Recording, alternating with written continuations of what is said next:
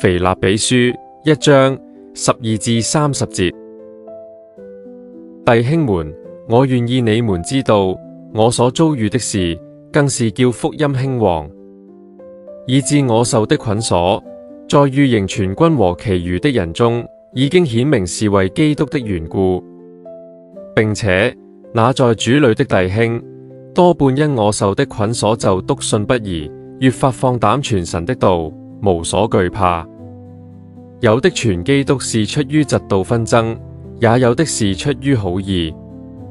這一等是出於愛心，知道我是為辨明福音設立的；那一等傳基督是出於結黨，並不誠實，意思要加增我捆鎖的苦楚。這又何妨呢？或是假意，或是真心，無論怎樣，基督究竟被傳開了。為此，我就歡喜，並且還要歡喜，因為我知道這是藉着你們的祈禱和耶穌基督之靈的幫助，終必叫我得救。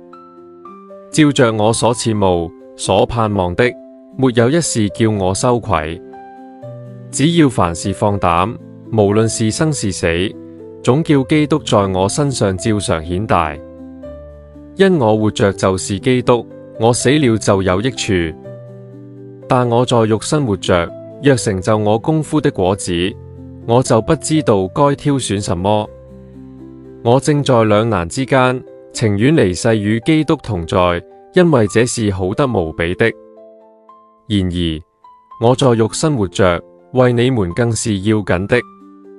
我既然這樣深信，就知道仍要住在世間，且與你們眾人同住，使你們在所信的道上又長進又喜樂，叫你們在基督耶穌裏的歡樂，因我再到你們那裏去，就越發加增。